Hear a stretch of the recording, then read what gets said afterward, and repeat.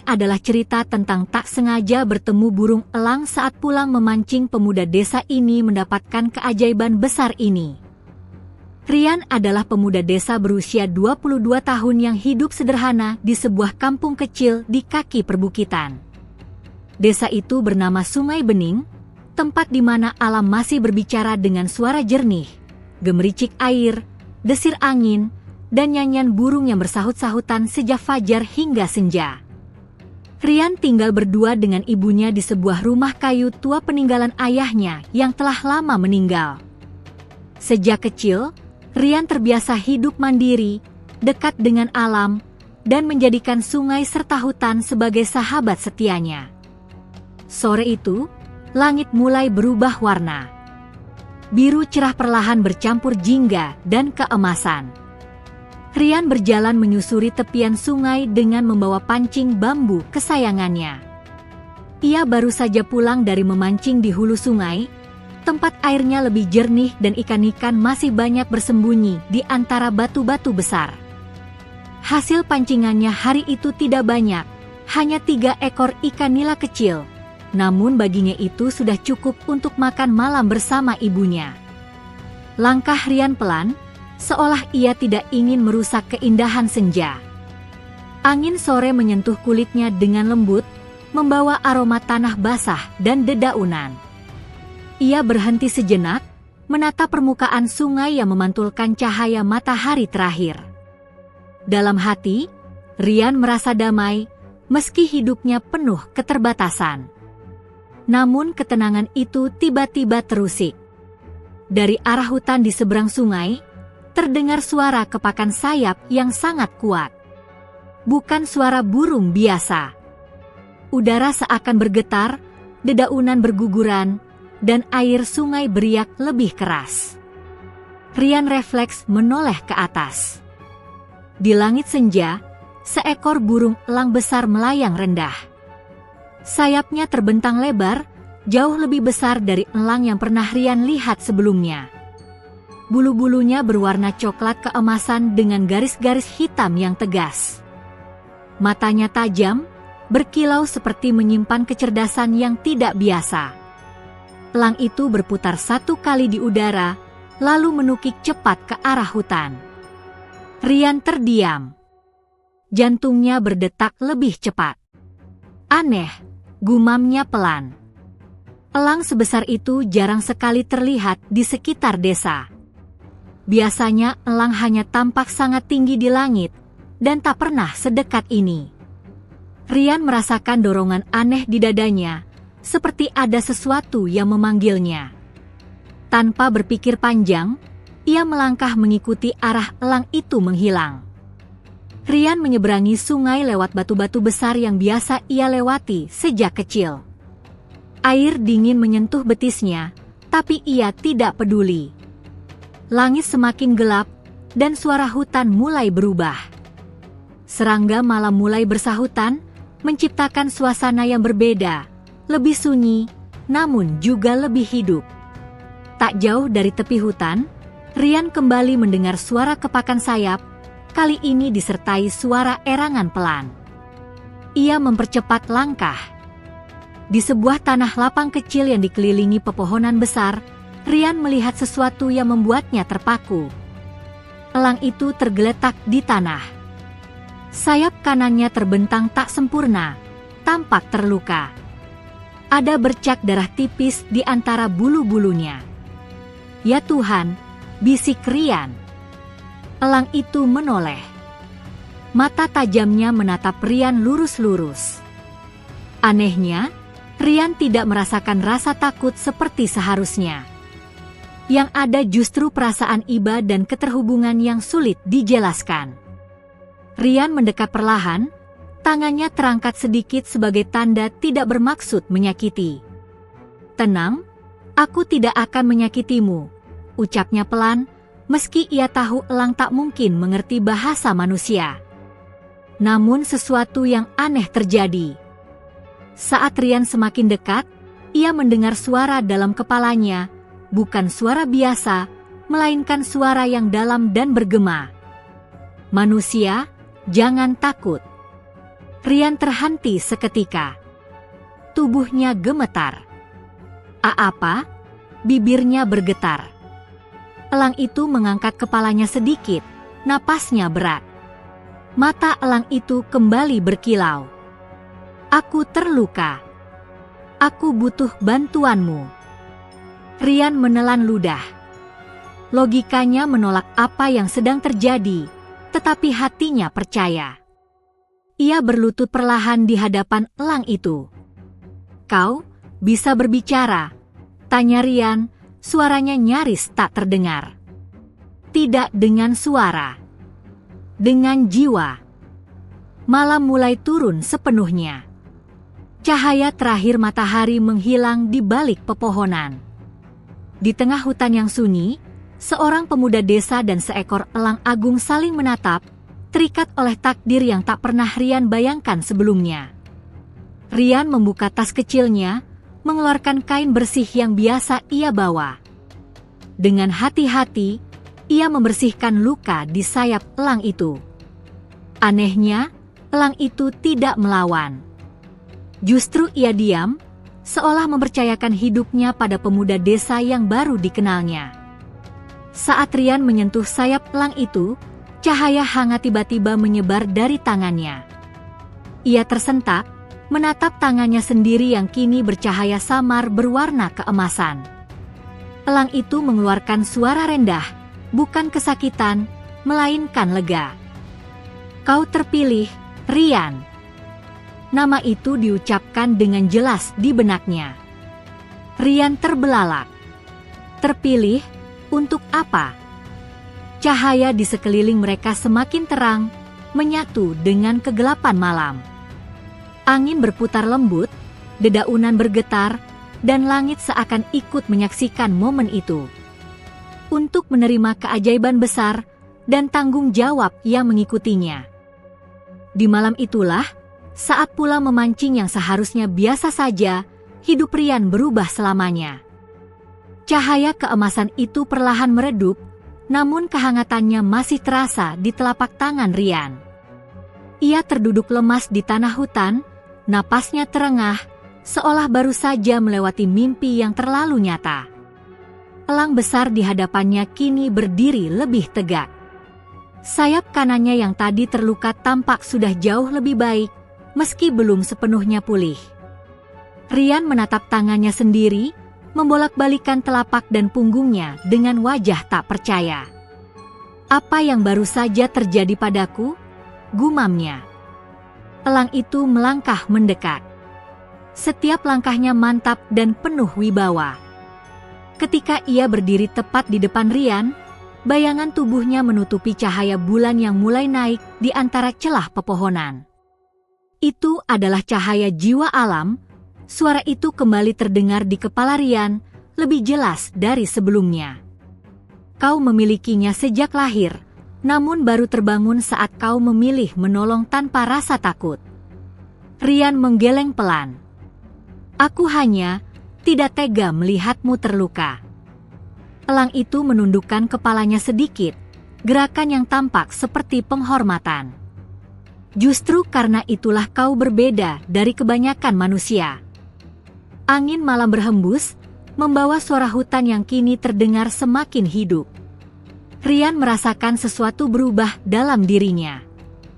Pendengarannya menjadi lebih tajam. Ia bisa mendengar detak sayap serangga kecil, gesekan dedaunan, bahkan aliran air sungai yang jauh dari tempatnya duduk. Ia menutup mata sesaat. Kenapa kau memilihku? Tanyanya pelan. Elang itu mengembangkan sayapnya sedikit. Bulunya berkilau tertimpa cahaya bulan. Aku tidak memilih. Alam yang memilih. Elang itu kemudian berbalik, berjalan tertatih menuju sebuah batu besar yang ditumbuhi lumut. Ia berhenti di sana dan menatap ke langit, seolah mengenang sesuatu yang sangat lama. Namaku Aksamala, ucapnya akhirnya. Aku adalah penjaga langit timur, terikat pada keseimbangan hutan dan sungai di wilayah ini. Rian terdiam, mencerna setiap kata. Penjaga? Napasnya tertahan. Dunia ini tidak hanya dihuni manusia, lanjut Aksamala. Ada makhluk-makhluk lama, penjaga alam, yang menjaga keseimbangan sejak sebelum desa-desa berdiri. Rian teringat cerita-cerita yang sering diceritakan kakeknya dulu, tentang roh hutan, makhluk penjaga gunung, dan burung suci yang membawa pesan langit. Dulu ia menganggap itu hanya dongeng pengantar tidur. Kini, semuanya terasa nyata. "Apa yang terjadi padamu?" tanya Rian sambil menatap sayap Aksamala. Elang itu terdiam sejenak. "Aku diserang." "Diserang siapa?" "Manusia, dan sesuatu yang lebih gelap dari manusia." Dada Rian terasa sesak. "Kenapa mereka menyerangmu?" "Karena keseimbangan sedang terganggu. Keserakahan membuka jalan bagi kegelapan." Aksamala lalu menoleh kembali pada Rian. Tatapannya dalam, menusuk hingga ke relung jiwa. "Dan kini, kau telah terikat denganku." Rian menelan ludah. "Terikat? Bagaimana maksudmu?" Aksamala mendekat, lalu menyentuhkan ujung paruhnya ke dada Rian. Seketika, cahaya keemasan kembali muncul, kali ini lebih kuat. Rian merasakan aliran hangat menjalar dari dadanya ke seluruh tubuhnya. Dalam sekejap, penglihatan Rian berubah. Ia melihat langit dari ketinggian luar biasa. Awan bergulung di bawahnya, sungai berkelok seperti pita perak, hutan tampak luas dan hidup. Ia merasakan angin menabrak tubuhnya, merasakan kebebasan yang belum pernah ia rasakan seumur hidupnya. "Aku terbang?" Suara Rian bergetar, meski ia tahu ini hanya terjadi di dalam pikirannya. "Ikatan ini membuatmu mampu merasakan apa yang aku rasakan." Suara Aksamala terdengar di tengah angin. "Dan suatu hari, lebih dari itu." Penglihatan itu tiba-tiba berhenti. Rian tersentak kembali ke tubuhnya sendiri. Terengah, keringat dingin membasahi dahinya. Ia terduduk lemas. "Ini terlalu besar untukku. Aku hanya pemuda desa. Aku tidak punya kekuatan apa-apa." Aksamala mengembangkan sayapnya penuh. Bayangan besar menutupi Rian. "Kekuatan sejati bukan berasal dari otot atau senjata," ucapnya tegas. "Melainkan dari keberanian menjaga yang lemah dan setia pada alam." Hening sejenak. Dari kejauhan, terdengar suara manusia, teriakan samar dan bunyi langkah tergesa. Rian menegang. "Ada orang," bisiknya. Aksamala langsung waspada. Matanya menyala lebih tajam. "Mereka yang mencariku," katanya. "Aku belum cukup kuat untuk terbang jauh." Rian berdiri. Tanpa berpikir panjang, ia berkata, "Kalau begitu, sembunyi di tempatku." Aksamala menatapnya tajam. "Kau sadar apa risikonya?" Rian mengangguk, meski ketakutan mulai merayap. "Aku tidak akan membiarkan mereka menyakitimu lagi." Elang itu terdiam lama, lalu akhirnya menundukkan kepalanya. "Maka ikatan ini akan semakin dalam." Cahaya keemasan menyala sekali lagi, mengikat dua makhluk berbeda itu dalam satu takdir. Di kejauhan, suara manusia semakin dekat. Dan malam itu, Rian tidak hanya pulang sebagai pemuda desa yang habis memancing. Ia pulang sebagai pemegang rahasia langit, meski ia sendiri belum sepenuhnya memahami apa yang telah ia terima. Langkah-langkah manusia itu terdengar semakin dekat. Suara dedaunan diinjak, bisikan kasar, dan dentingan besi sesekali memecah kesunyian malam. Rian berdiri kaku di antara pepohonan, napasnya tertahan. Di hadapannya, Aksamala merendahkan tubuhnya, sayap besarnya dilipat rapat, berusaha menyatu dengan bayangan hutan. "Kesini, aku tahu elang itu jatuh di sekitar sini," terdengar suara seorang pria, berat dan penuh nafsu. Rian menelan ludah. Ia tidak mengenal suara itu, tapi nadanya membuat bulu kuduknya berdiri. Tanpa berpikir panjang, Rian berdiri di depan Aksamala, seolah tubuhnya sendiri adalah perisai. Tenang, suara Aksamala bergema di kepalanya. Ikuti nalurimu. Naluri. Rian mengingat sungai, hutan, dan kehidupan sederhana yang selalu ia jaga.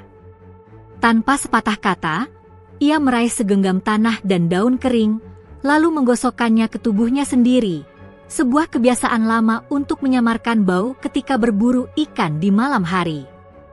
Ajaibnya, udara di sekitar mereka terasa berubah. Bau tanah basah semakin kuat, menutupi aroma makhluk hidup. Cahaya bulan yang tadi terang kini seperti terhalang oleh bayangan dedaunan yang bergerak sendiri. Kok jadi gelap? Suara pria lain terdengar ragu. Rian terkejut. Ia menatap sekeliling. Dedalu dan cabang-cabang kecil tampak condong, menciptakan tirai alami. Ia tidak menyentuh apapun, namun alam bergerak. Ikatan kita mulai bekerja, bisik Aksamala. Langkah-langkah itu akhirnya menjauh. Suara mereka memudar, digantikan kembali oleh nyanyian hutan. Rian menghembuskan napas panjang, lututnya lemas. Hampir saja. Aksamala mengangguk. Kau telah melangkah lebih jauh dari yang kau sadari. Tanpa menunggu lama, Rian membuat keputusan. Ia tidak mungkin meninggalkan Aksamala di hutan dengan kondisi seperti itu. Dengan hati-hati, ia membimbing elang besar itu menuju jalur kecil yang jarang dilalui orang, jalur yang hanya ia dan beberapa warga tua desa yang tahu. Perjalanan menuju desa terasa sangat panjang. Setiap suara membuat Rian waspada. Namun, di sepanjang perjalanan, ia merasakan kehadiran alam seolah melindungi mereka. Cabang-cabang tidak menghalangi, tanah terasa lebih rata, dan angin berhembus seolah memberi petunjuk arah. Ketika akhirnya mereka sampai di belakang rumah Rian, malam sudah larut. Rumah kayu itu tampak sunyi, hanya cahaya lampu minyak yang redup menyala di dalam. Di sini, bisik Rian.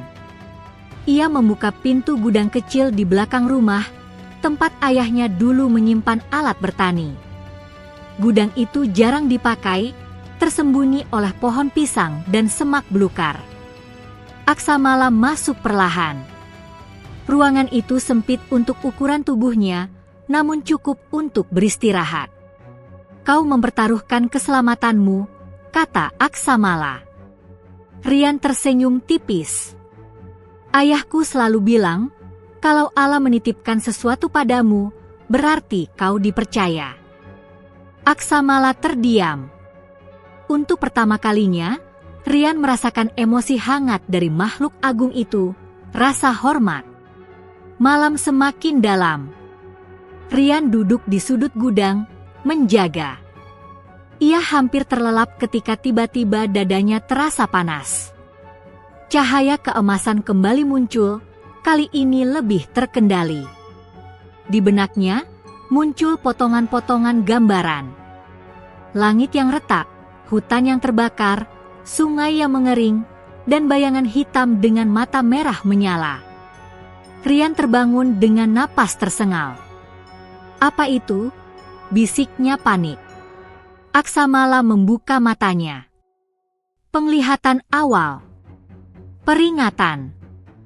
Peringatan tentang apa? Tentang apa yang akan terjadi jika keseimbangan runtuh. Rian memeluk lututnya.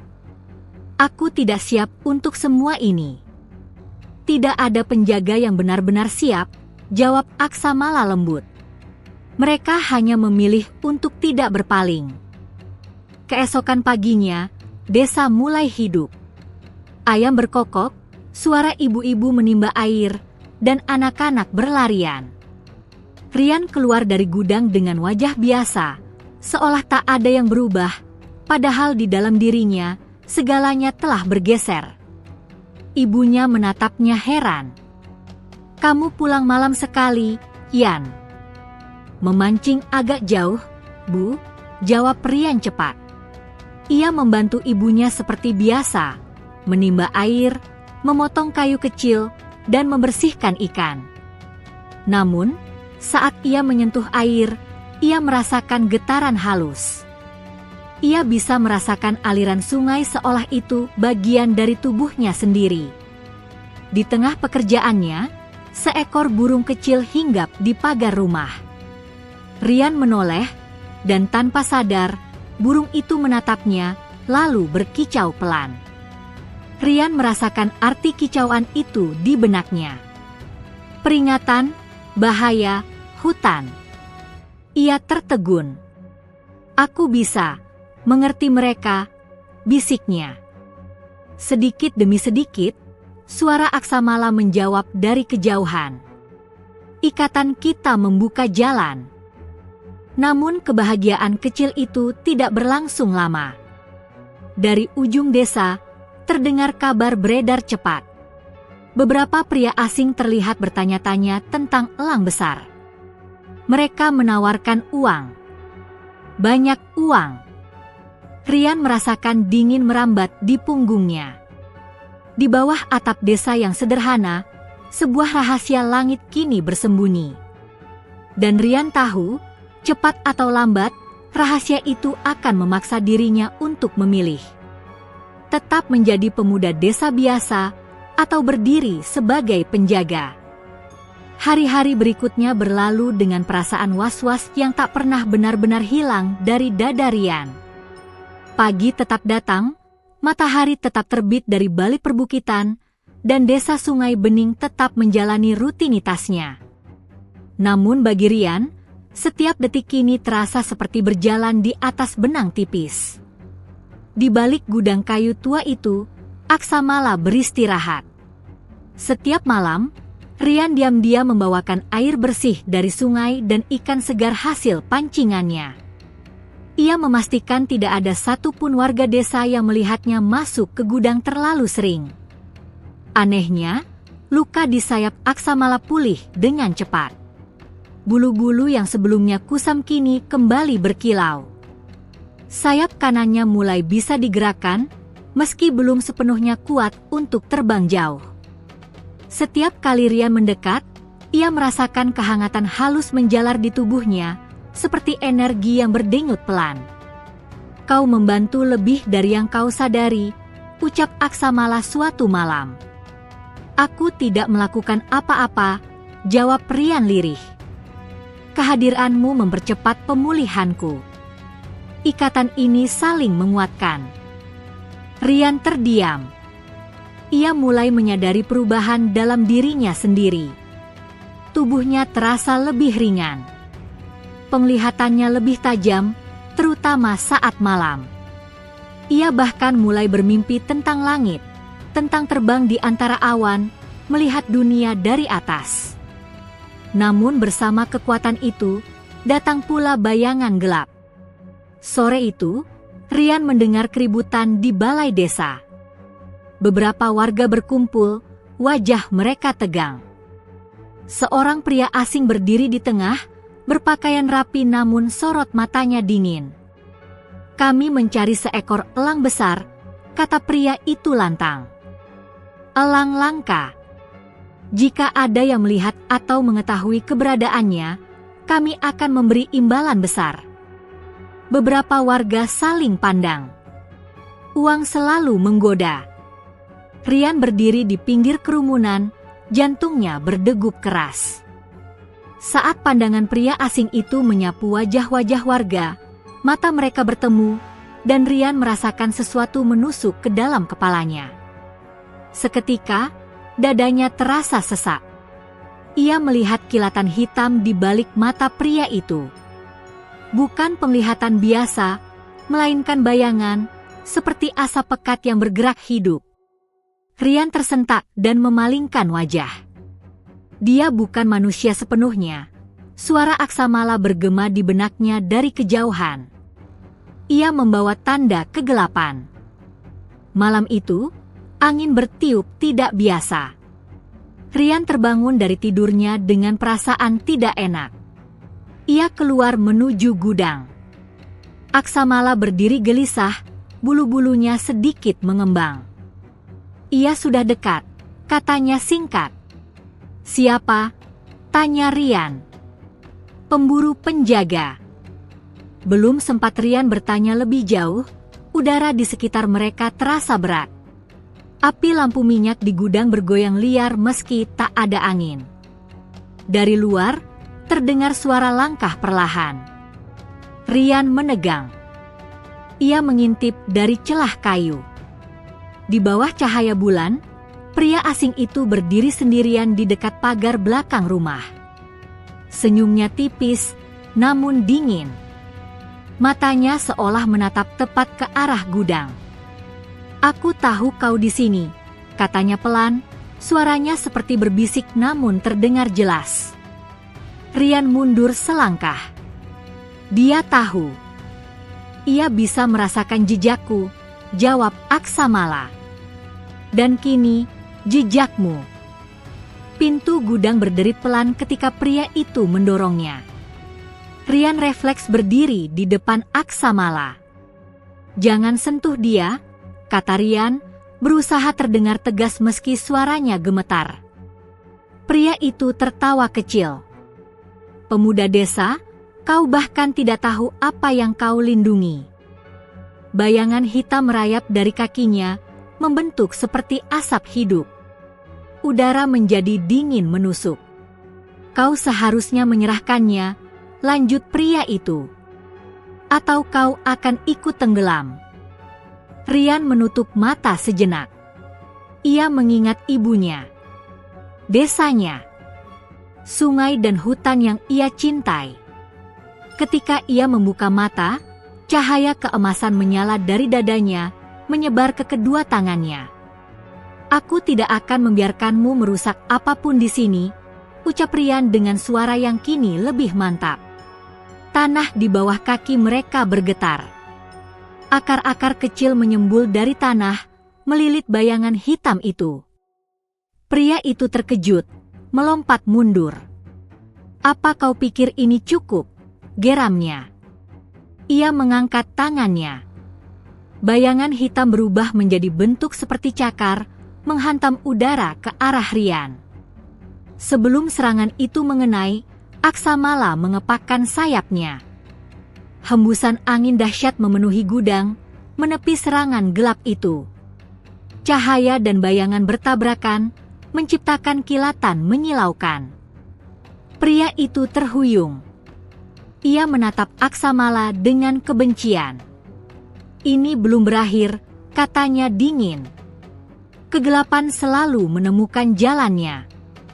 Ia mundur ke bayangan malam dan menghilang begitu saja, seolah menyatu dengan kegelapan.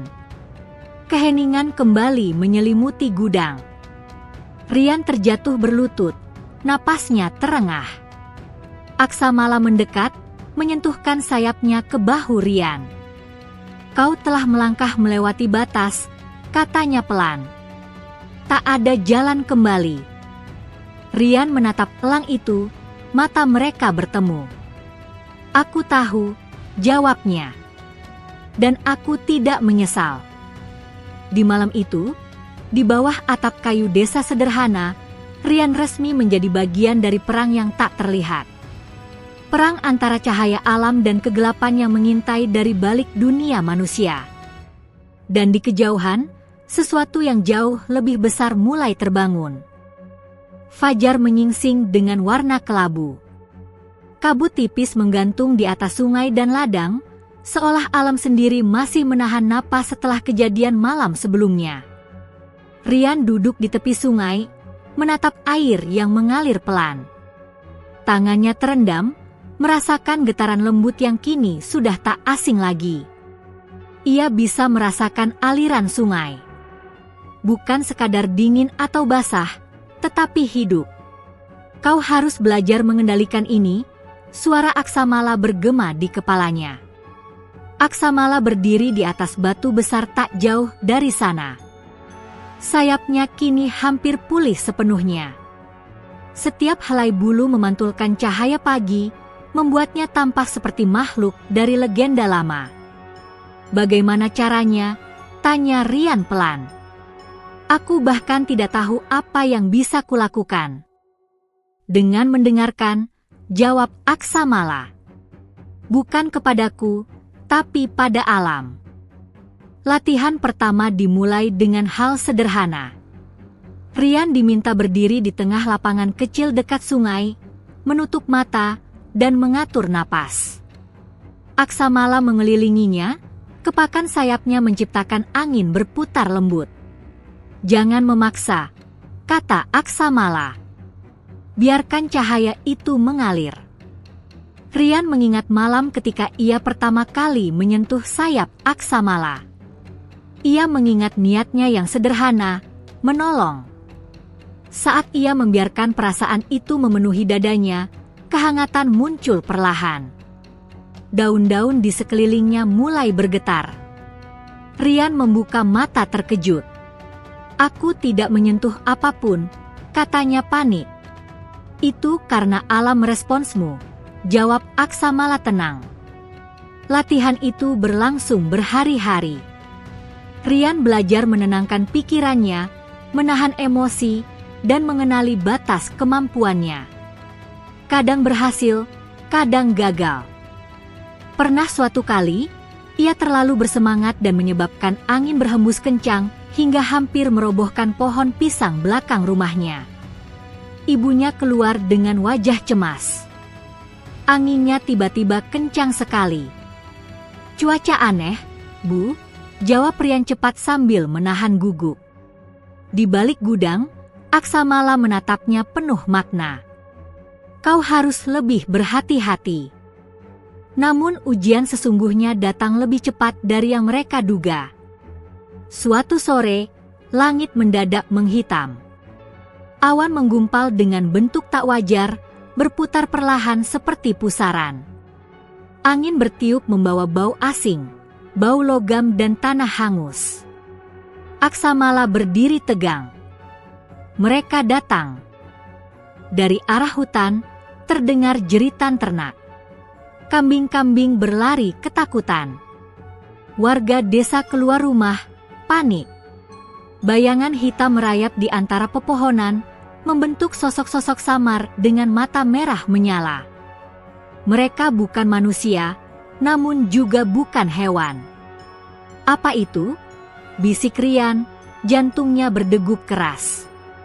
Pelayan kegelapan. Ujian pertamamu.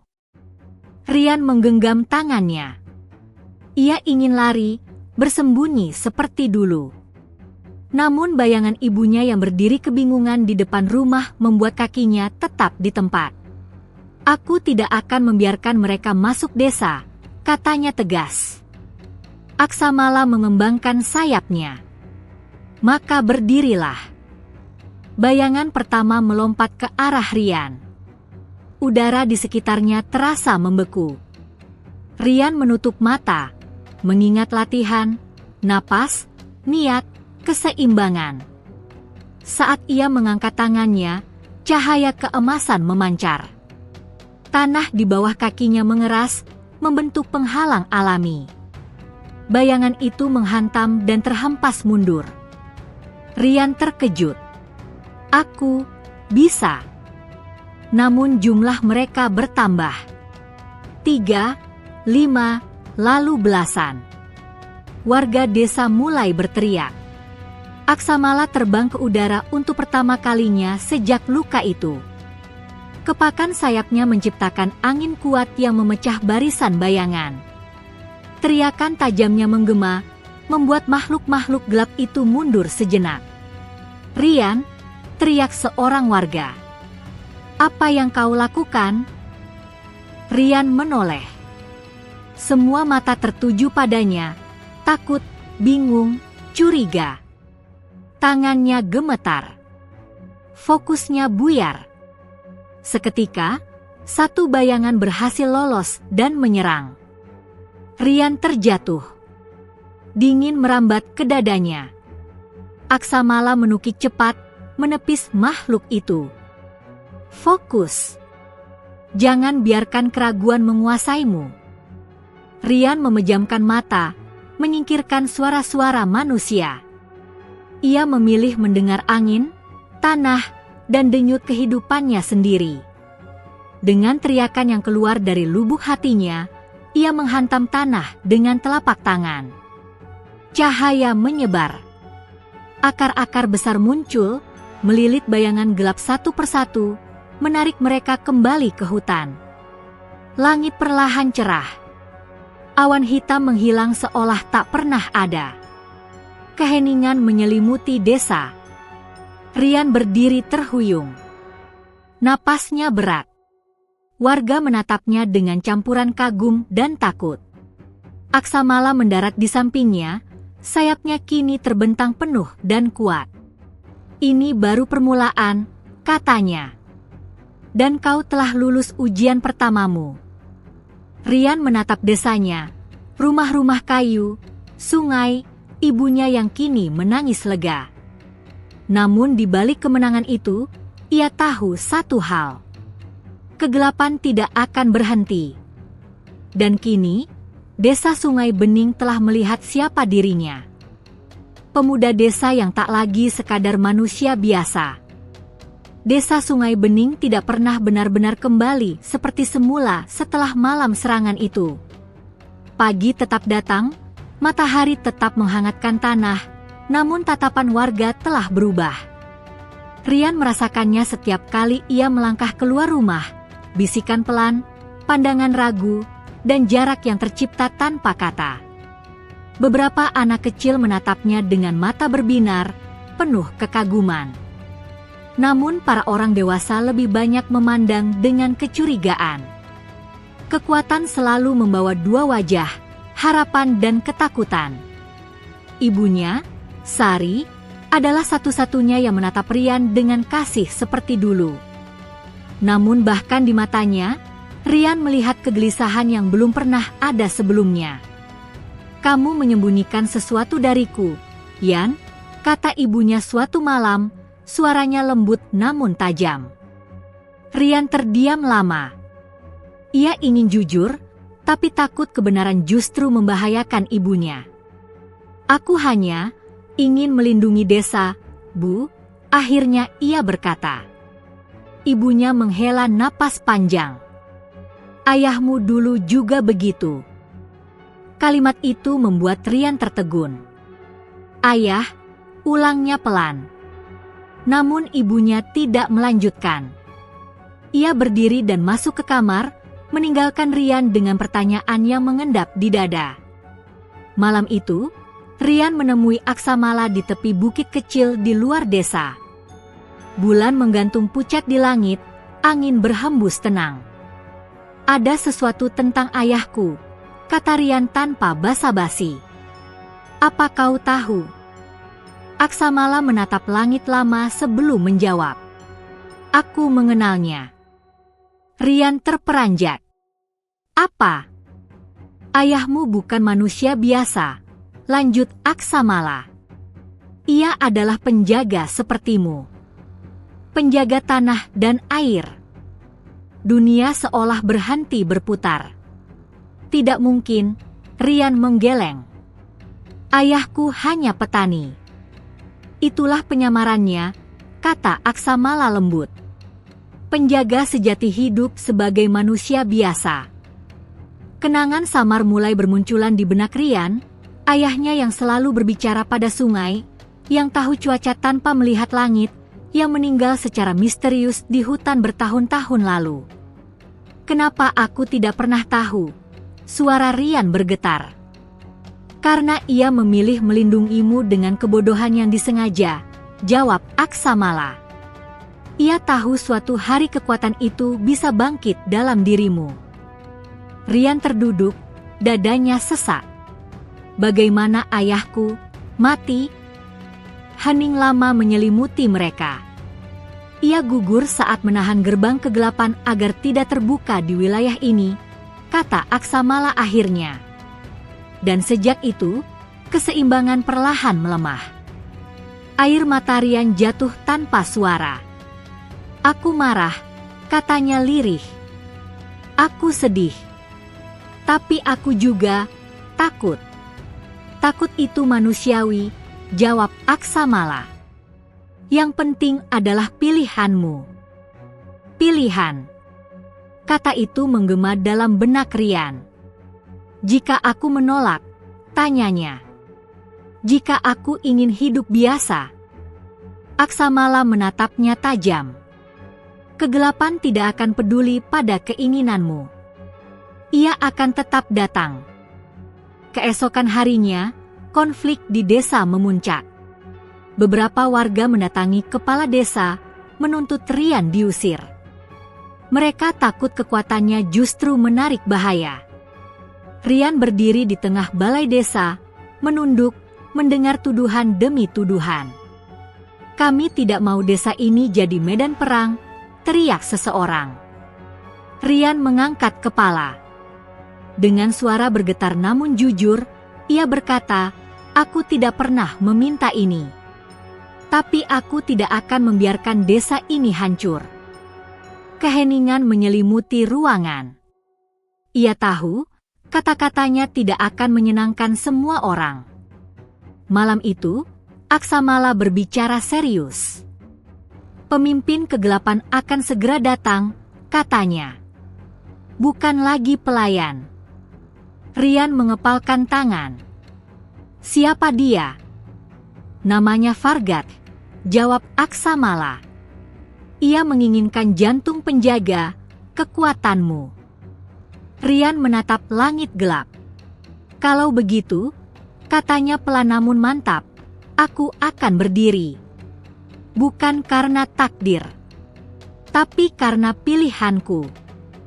Aksamala mengangguk, bangga. Maka bersiaplah. Jalan ini tidak akan ringan. Di kejauhan, awan hitam mulai berkumpul lagi. Dan darah penjaga dalam diri Rian kini telah sepenuhnya terbangun. Membawanya pada pertempuran yang akan menentukan nasib desa, hutan, dan dirinya sendiri. Langit berubah sebelum fajar benar-benar pecah. Awan hitam menggantung rendah di atas desa Sungai Bening, berputar perlahan seperti pusaran raksasa yang menelan cahaya. Angin berembus dingin, membawa bisikan yang membuat bulu kuduk berdiri. Rian berdiri di tepi desa, menatap langit dengan perasaan yang tak bisa ia jelaskan, campuran takut, marah, dan kesiapan yang lahir dari keputusasaan. Dia sudah di sini, suara Aksamala bergema di kepalanya, lebih berat dari biasanya. Rian menelan ludah. Fargat. Nama itu terasa pahit di lidahnya. Tanah bergetar pelan. Dari arah hutan, bayangan pekat merambat seperti kabut hidup, memekat dan membentuk sosok tinggi berjubah hitam. Langkahnya tidak menyentuh tanah, namun setiap gerakannya membuat udara terasa mati. Warga desa berteriak panik. Beberapa berlari ke rumah, sebagian lagi terpaku ketakutan. Sosok itu berhenti tepat di batas desa. Dua mata merah menyala terbuka di balik tudungnya. Rian, suaranya bergema tanpa membuka mulut, menembus kepala setiap orang yang mendengarnya. Putra penjaga yang gugur. Rian melangkah maju, berdiri di antara desa dan kegelapan. Jika kau mencariku, katanya dengan suara lantang meski jantungnya berdetak keras, tinggalkan desaku. Fargat tertawa pelan.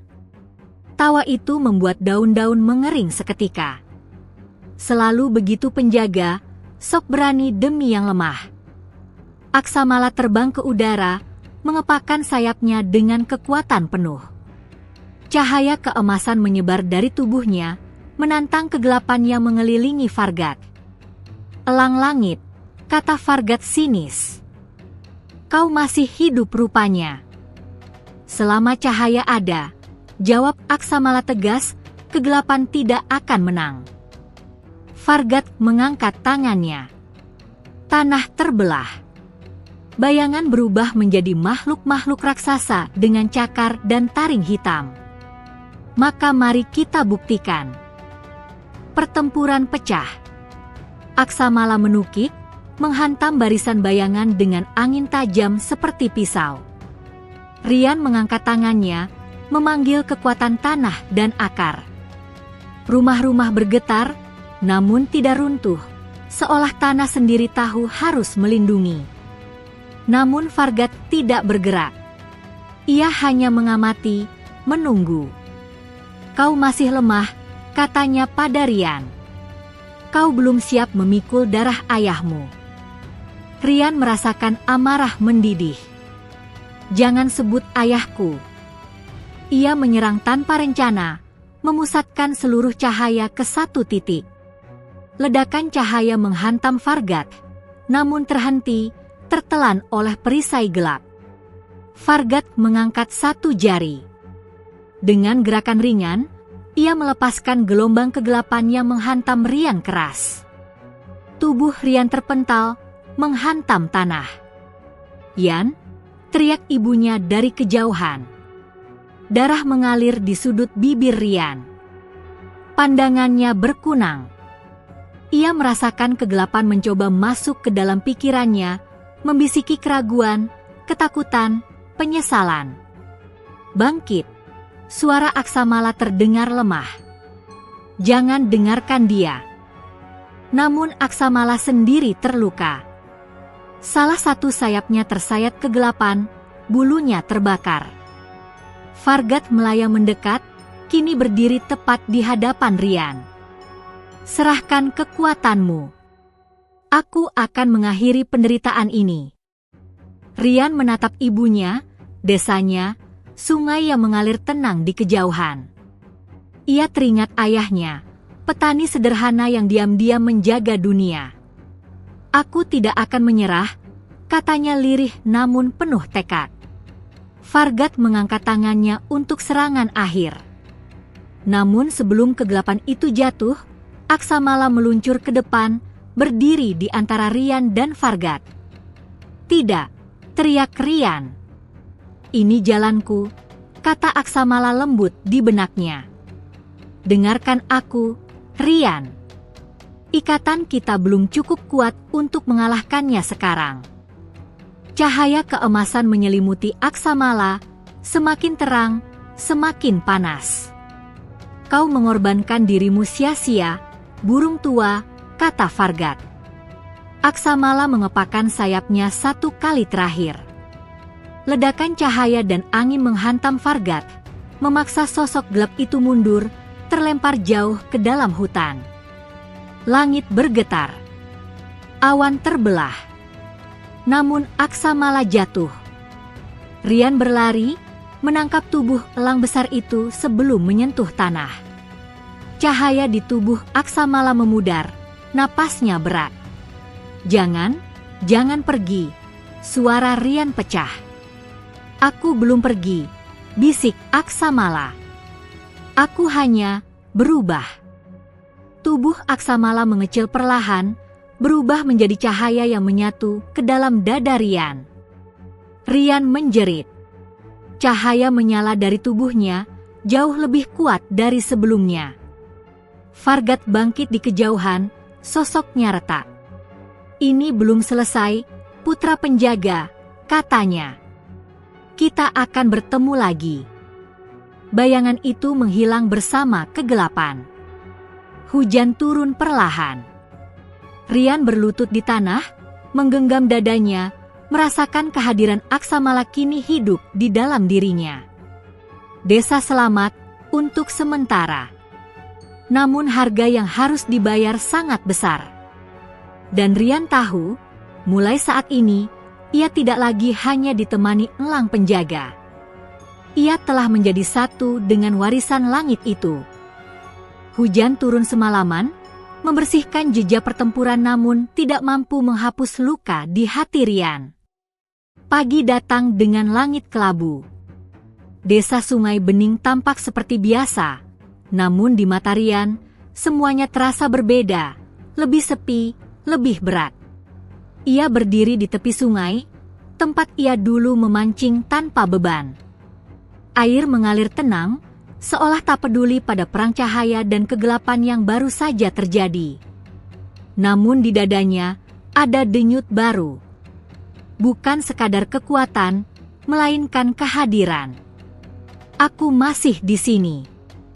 Suara Aksamala terdengar pelan, tidak lagi seperti dulu, lebih menyatu, lebih dalam. Rian menutup mata. Air mata akhirnya jatuh. Aku kehilanganmu, bisiknya. Tidak, jawab Aksamala. Kau telah menerimaku. Rian mengepalkan tangan. Ia bisa merasakan sayap yang tak terlihat membentang di dalam jiwanya. Setiap emosi kini terasa berlipat ganda. Marah lebih panas.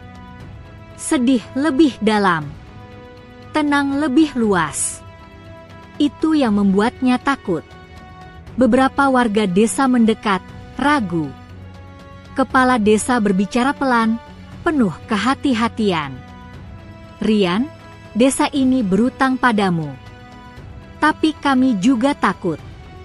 Rian mengangguk. Aku mengerti. Ia memilih menjauh. Bukan karena marah, tapi karena ia tahu kekuatan dalam dirinya belum stabil.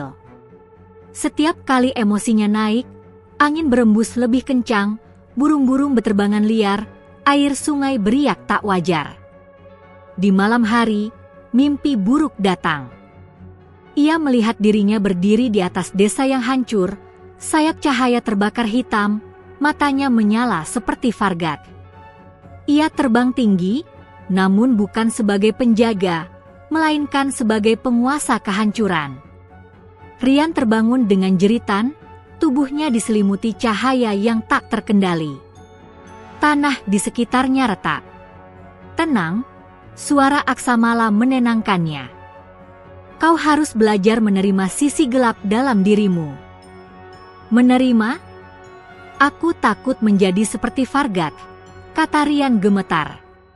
Menolak kegelapan sepenuhnya justru membuatnya tumbuh, jawab Aksamala. Keseimbangan, Rian. Selalu keseimbangan. Rian mulai berlatih sendiri, jauh dari desa. Ia masuk lebih dalam ke hutan, mencari tempat sunyi. Di sana, ia belajar menyalurkan kekuatan tanpa emosi berlebihan, membiarkan cahaya dan bayangan mengalir berdampingan. Namun latihan itu berbahaya. Suatu sore, tanpa sengaja ia memanggil badai kecil. Pohon tumbang. Tanah longsor sedikit. Rian panik, berusaha menghentikannya. Berhenti, teriaknya. Badai itu mereda, namun Rian tersungkur, kelelahan. Kau berkembang terlalu cepat, kata Aksamala. Ikatan penuh membawa risiko. Sementara itu, jauh dari desa, Fargat bangkit di tempat yang lebih gelap. Ia berdiri di atas altar batu kuno, dikelilingi makhluk-makhluk bayangan yang berlutut. Ia telah menyatu dengan elang, gumam Fargat. Menarik, tapi juga berbahaya bagi dirinya sendiri. Ia tersenyum. Biarkan ia menghancurkan dirinya dari dalam. Kembali ke desa, ibunya jatuh sakit, bukan karena penyakit biasa, melainkan kelelahan jiwa setelah ketakutan yang berkepanjangan. Rian duduk di samping ranjang ibunya, memegang tangannya.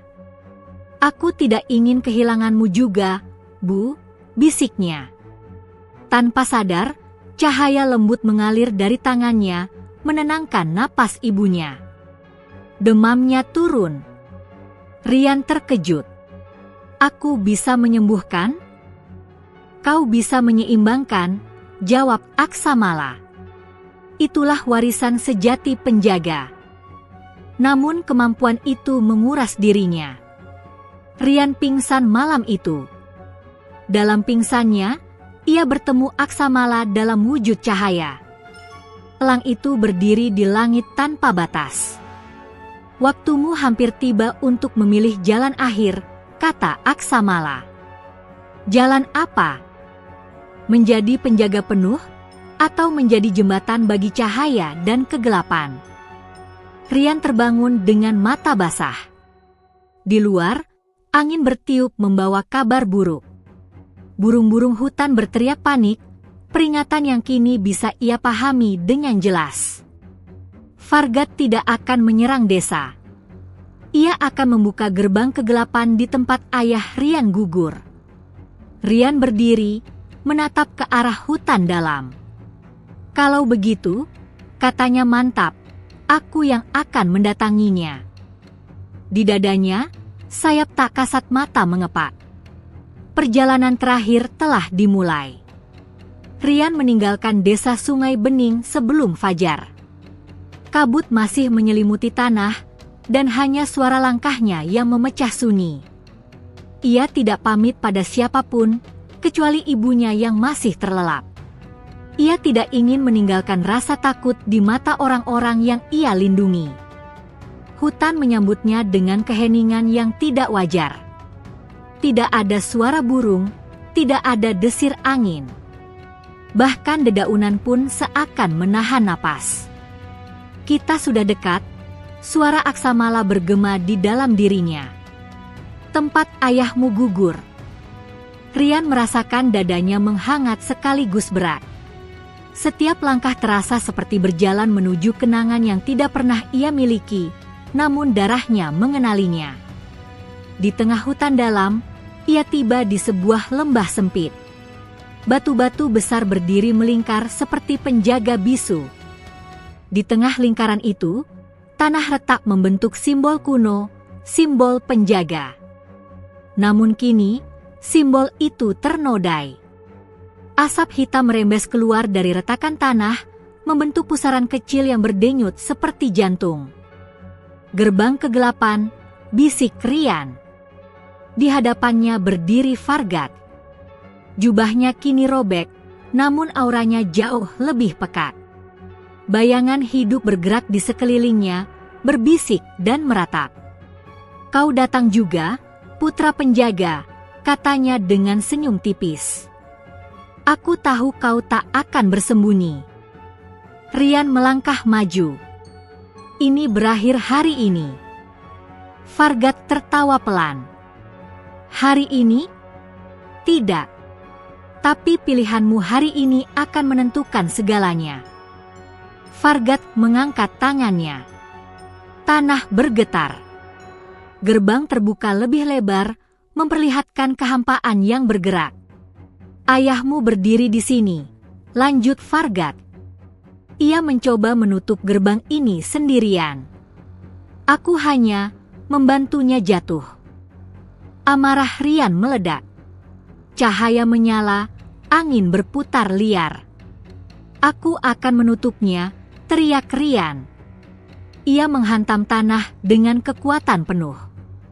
Cahaya dan tanah menyatu, membentuk pilar cahaya yang menghantam gerbang.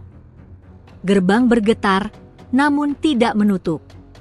Sebaliknya, bayangan keluar lebih banyak. Fargat tertawa keras. Kau menyerang dengan emosi. Sama seperti ayahmu. Rian tersentak. Tenang, suara Aksamala menahan. Dengarkan tempat ini. Rian memejamkan mata. Ia merasakan tanah, bukan sebagai senjata, tetapi sebagai saksi. Ia merasakan pengorbanan ayahnya, rasa lelah, dan keputusan terakhirnya. Ayahmu tidak mencoba menghancurkan gerbang, lanjut Aksamala. Ia mencoba menyeimbangkannya. Rian membuka mata. Fargat, katanya lebih tenang, kau tidak bisa dikalahkan dengan kekuatan saja. Fargat menyeringai. Akhirnya kau mengerti. Rian melangkah ke tengah lingkaran batu, tepat di depan gerbang yang menganga. Bayangan merayap ke kakinya, mencoba menariknya masuk. Aku siap, kata Rian. Jika kau melangkah lebih jauh, Aksamala memperingatkan, kau mungkin tidak kembali sebagai manusia sepenuhnya. Rian teringat ibunya, desanya, sungai yang jernih. Kalau itu harga keseimbangan, jawabnya pelan, aku menerimanya. Ia membuka dadanya, bukan secara fisik, tetapi secara batin. Cahaya dan bayangan dalam dirinya keluar bersamaan, membentuk pusarannya menyaingi gerbang kegelapan. Langit terbelah. Angin mengamuk. Batu-batu melayang. Fargat mundur, terkejut untuk pertama kalinya. Apa yang kau lakukan? Aku menjadi jembatan, jawab Rian. Seperti yang ayahku lakukan. Gerbang berteriak, suara yang tidak berasal dari dunia ini. Bayangan tersedot kembali, ditahan oleh pusaran cahaya bayangan Rian. Namun tubuh Rian mulai retak. Cahaya membakar, bayangan mencengkeram. Aku tidak kuat, arangnya.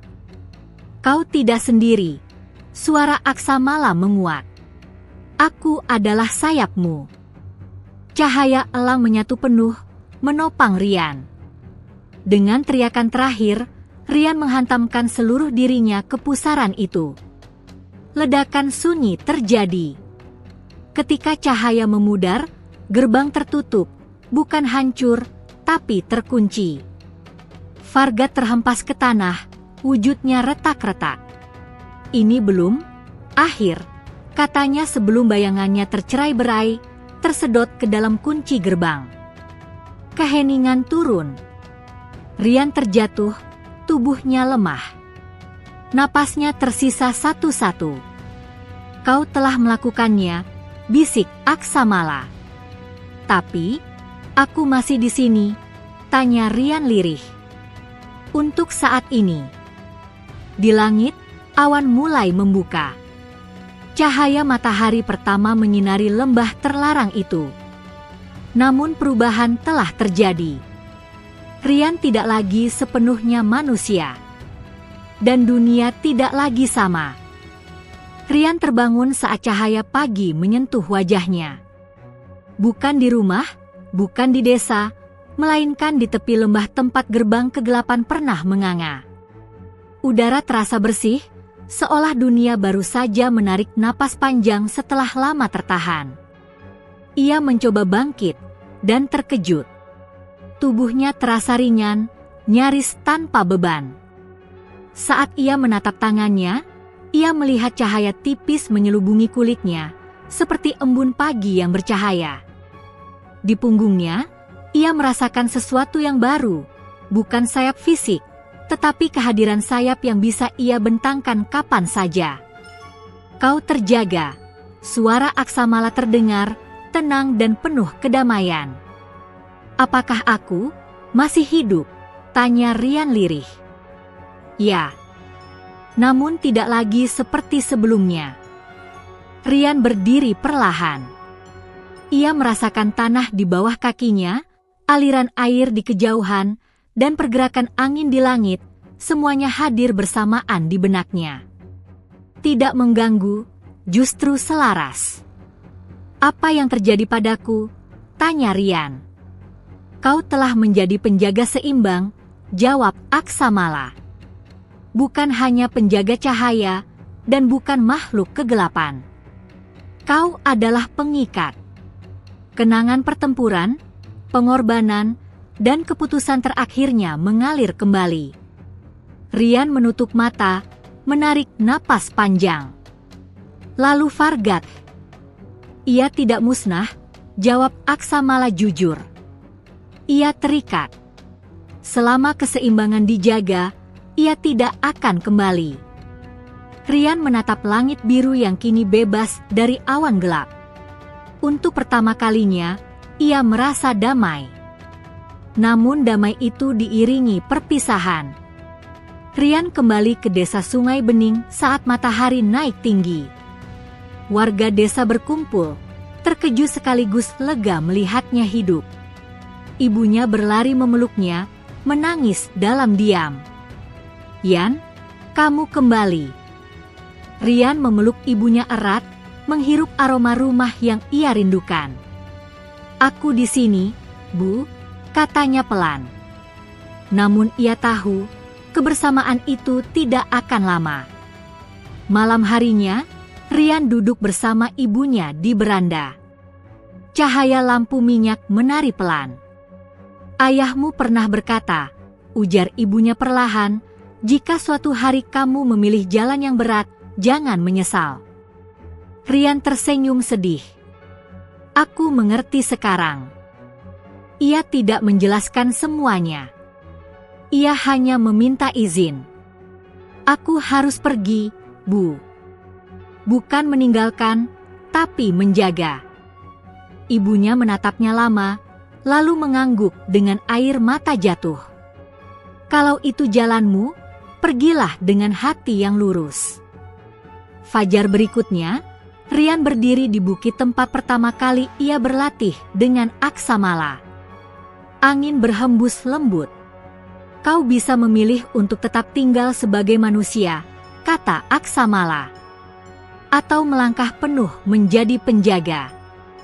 Rian menatap desa di kejauhan, sungai, ladang, rumah kayu kecilnya. "Jika aku tinggal," katanya, "keseimbangan akan rapuh. Aku adalah kuncinya." Ia melangkah maju. Cahaya menyelubungi tubuhnya, membentuk siluet elang raksasa di langit. Rian merasakan dirinya naik, menyatu dengan angin. Namun ia tidak lenyap. Ia berubah. Di desa, anak-anak kadang melihat elang besar berputar di langit saat bahaya mendekat. Saat badai hampir merusak ladang, angin tiba-tiba berbelok. Saat sungai hampir meluap, air surut dengan sendirinya. Dan di saat-saat sunyi, ibunya merasakan angin hangat menyentuh pipinya, seperti sentuhan seorang anak yang berkata, "Aku baik-baik saja." Kisah penjaga tidak berakhir. Suara aksamala kini menyatu dengan langit. Ia hanya berubah wujud. Rian tidak lagi berjalan di bumi seperti manusia biasa. Ia hadir dalam angin, dalam burung yang terbang, dalam keseimbangan yang tak terlihat. Ia telah menjadi penjaga langit dan tanah. Bukan sebagai legenda yang ditakuti, melainkan sebagai janji yang diam-diam ditepati. Bahwa selama alam bernapas, penjaga akan selalu ada.